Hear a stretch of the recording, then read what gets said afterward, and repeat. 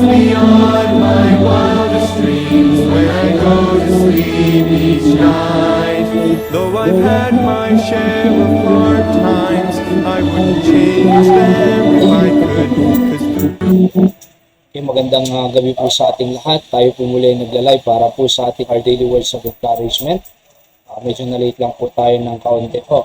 Pero ganun pa man, ay tuloy-tuloy po ang pag-aaral natin ng salita ng Diyos. Tayo po muna yung manalangin before we read our text. Dakilan Diyos, salamat po sa gabing ito. Muli kayo mag-aaral ng salita para po sa aming Our Daily Words of Encouragement na ipatuloy na mabless, matugon ng mga spiritual na needs ng mga anak ninyo sa mga nanonood online. Thank you po sa inyong salita na mayaman para makakita po kami ng encouragement, challenge para po sa aming buhay patuloy maglingkod sa inyo. Tawad po sa kasalanang nagawa, ito pong aking dalangin sa pangalan po ni Jesus. Amen. Luke chapter 12 po, 13 po, hanggang 21. The Bible says, and one of the company said unto him, Master, speak to my brother that he divide the inheritance with me. Verse number 14, and he said unto him, Man, who made me a judge or a divider over you? And he said, Take heed and beware of covetousness. Yan po ang pamagat natin. For a man's life consisteth not in the abundance of things which he possesseth. Opo. And he spake a parable unto them, saying, The ground of a certain rich man brought forth plentifully. And he thought with himself, saying, What shall I do, because I have no room where to bestow my fruits?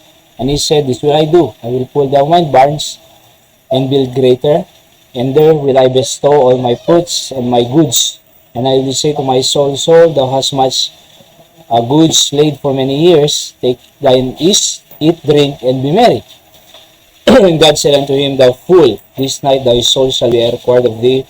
Then whose shall those things be which thou hast provided? So you see that layeth up treasures for himself, and is not rich toward God. Yun po ang mga talatang ating pong text. Ano po? Ang sabi ng Panginoon ay take heed and beware of covetousness. Okay, sa ating pong word description po, yung beware dito ay ulaso sa Greek word to watch or observe. So observe of covetousness. Yung covetousness naman po ay greediness. Yung greedy, yung gusto niya siya lagi ang meron, gusto niya sa kanya lagi mapunta, ayaw niyang i-share sa iba, ayaw niyang i-share sa gawain ng Panginoon, ayaw niyang magbigay para sa iba, sa kanya lang.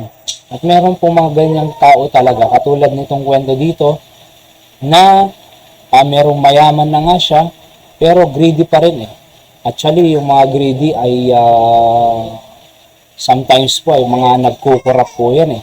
Parang sa politics na ho, makikita natin dyan. Sa Kongreso at Senado talagang may mga investigation. Because of greediness, ay inaangkin nila yung hindi sa kanila. Yung po ang mahirap doon. Kaya sabi ng Panginoon, take heed, beware of covetousness. For a man's life consisteth not in the abundance of things which he possesseth. Hindi mo talaga makikita sa buhay ng tao ang abundance ng bagay. Kumbaga, hindi yan ang batayan ng buhay. Ano ho? So, sa meron siya. Alright? Kundi sa pagkakilala pa rin sa ating pong Panginoon. So, in this passage, a man came to Jesus, asking him to settle an inheritance dispute. Instead of focusing only on one problem, Jesus revealed the deeper problem, the danger of covetous heart. Then he shared the parable of the rich man who had great harvest, bigger barns, and many earthly plans. Napakarami niyang plano. Sa katunayan, sabi niya nga ay eat, drink, and be merry. Pero sabi ng Panginoon sa kanya, kukunin ko na ang kaluluwa mo ngayon. Sino pang makikinabang sa lahat ng pinundar mo? Wala na. Alright, ang hirap nun, but he failed to prepare for eternity. He prepared for earthly things, for the future, pero he failed to prepare for eternity. Marami pong ganyan tao, nag-prepare lang after retirement para eat, drink, and be merry. Yan ang plano ng maraming tao. Pero, they failed to prepare for eternity. Ano po? Yan yung mga hindi ligtas, pupunta sa impyerno. Yung mga ligtas naman, ikahaharapin pa rin ng Panginoon, kaya lang mahihiya sila. Because yung mga pinagkatiwala ng Diyos sa time, talent, and treasure nila, hindi nila, kumbaga, ginamit sa wasto, kaya mahihiya po sila at sa pagharap sa ating Panginoon. So, letter number 1, na lesson po dito, mga kapatid, covetousness is a dangerous desire. Kaya nga sabi ng Panginoon, take heed and beware of covetousness. Dangerous desire po ang covetousness. So, letter A dispute over an inheritance expose a greedy heart. Diba? So, in-expose ng Panginoon yung greedy talaga. Gusto niya kasi sa kanya mapunta lahat Alright? Kahit anong mana, kahit anong mga bagay because of a greedy heart sa kanya. Alam niyo po, ang Diyos ay hindi niya po gusto tayo po ay mabuhay sa selfishness, kundi mabuhay para sa ibang tao.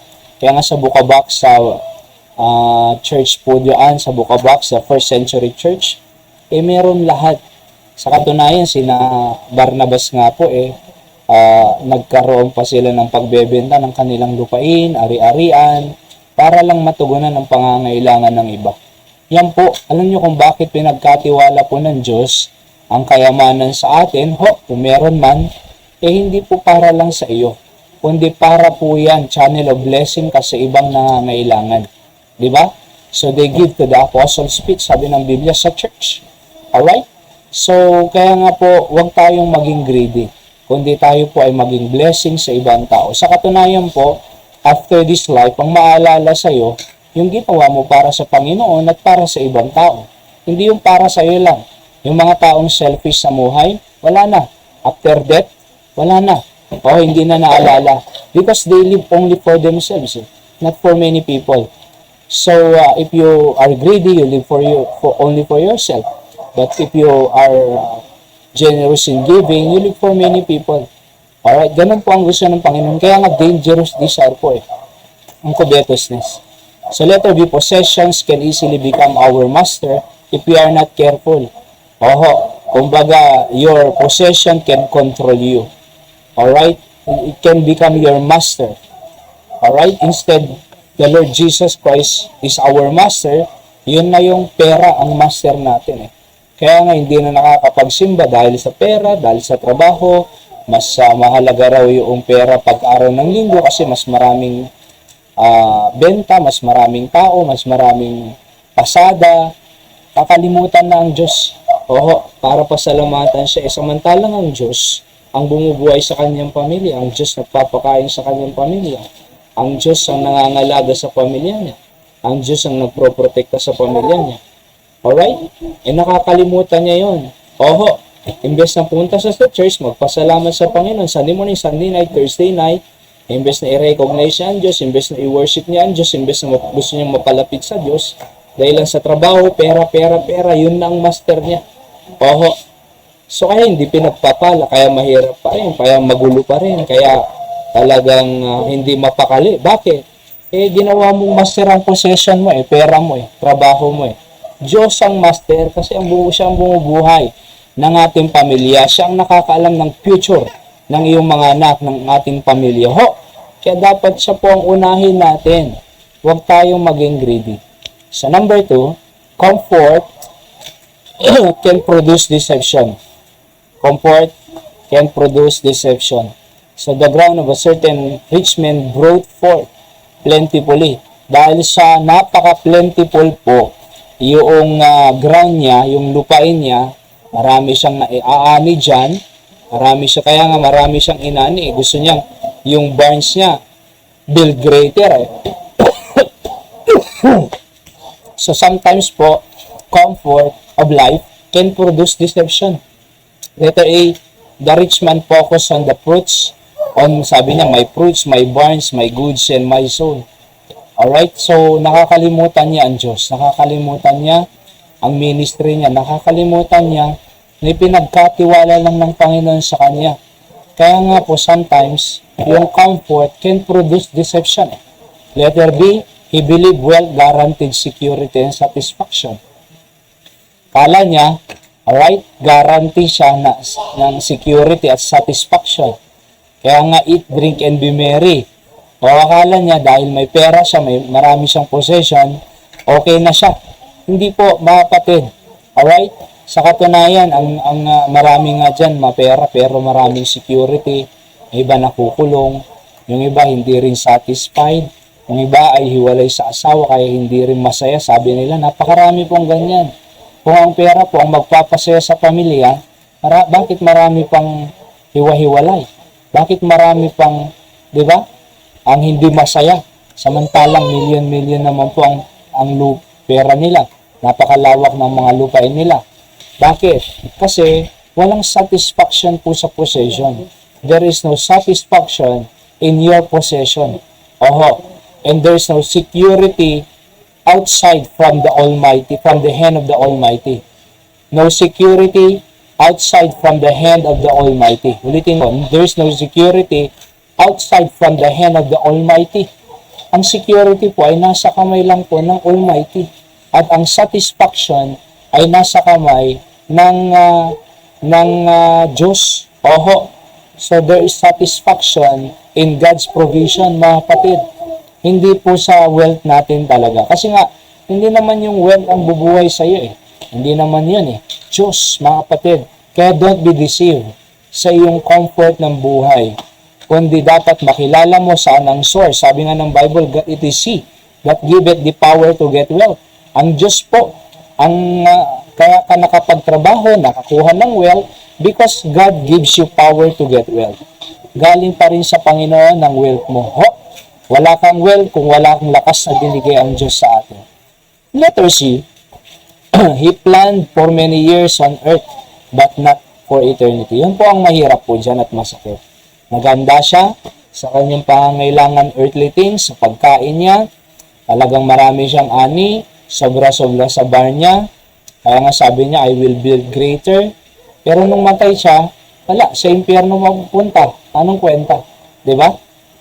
So, kaya nga po, mas mahalaga po yung merong eternal value na ginagawa natin kaysa sa meron lang temporal value or yung earthly value.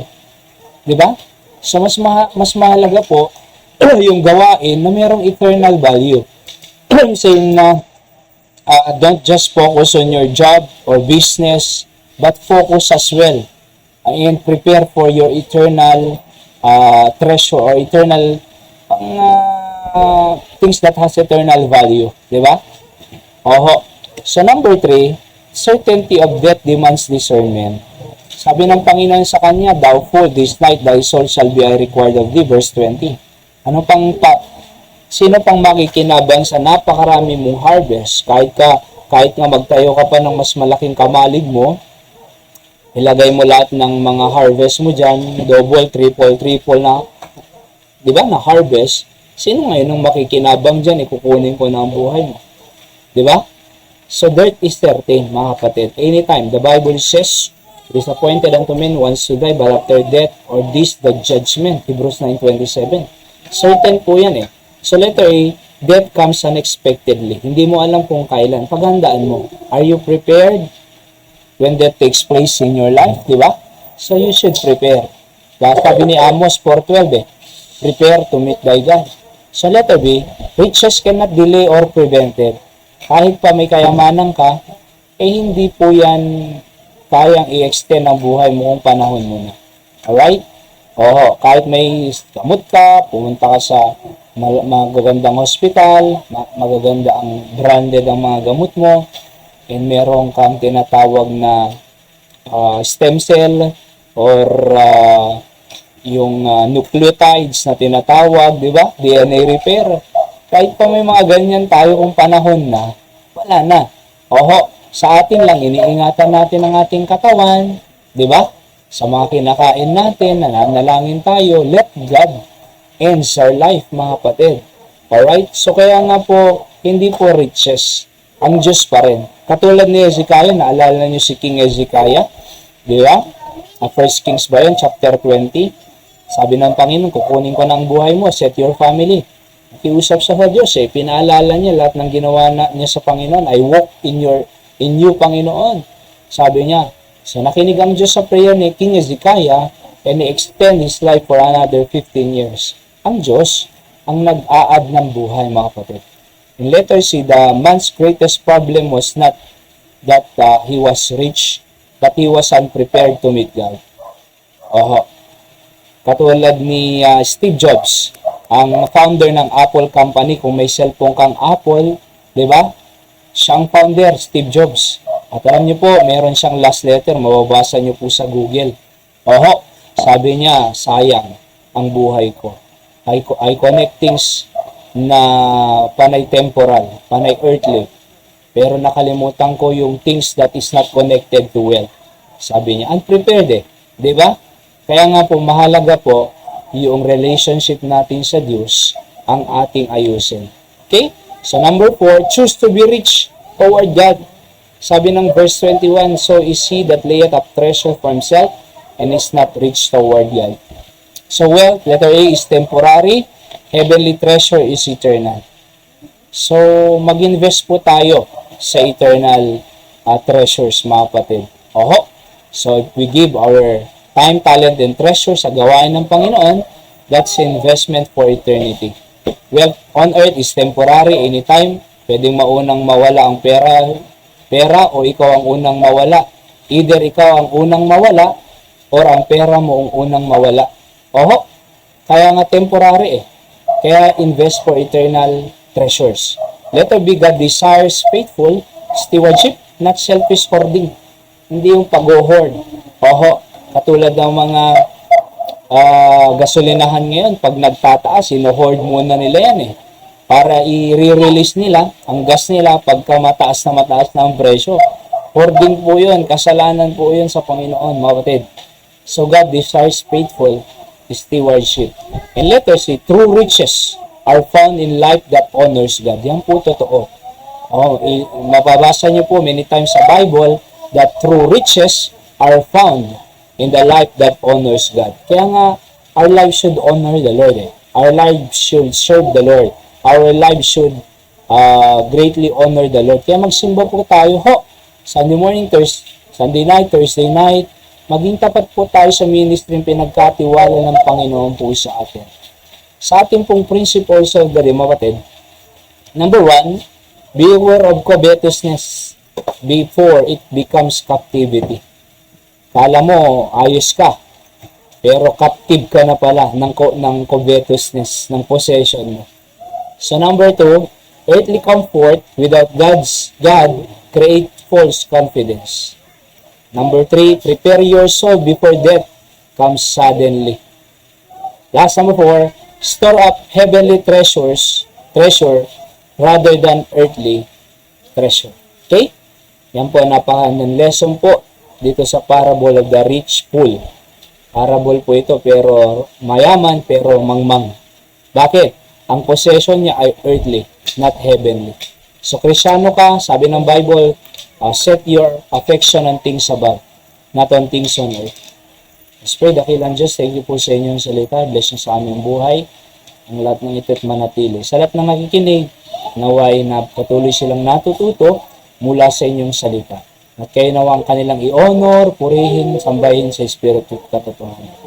Po ang dalangin sa pangalan ng aming Panginoon Jesus. Amen. Magandang gabi, Kuya Mark Anthony Silak, dyan po sa Batak.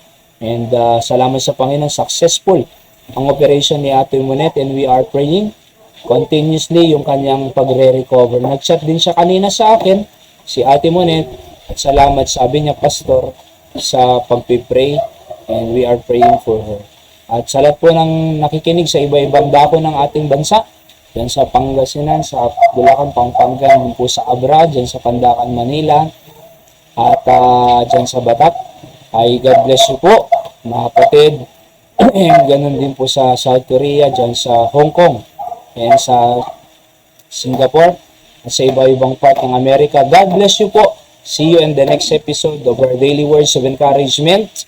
I hope that we are encouraged all the time na nakikinig tayo ng ganitong programa, because I believe that discouragement taking place every day, but here our program, our Daily Words of Encouragement.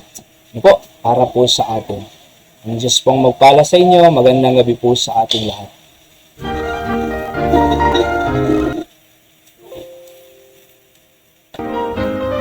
Amen.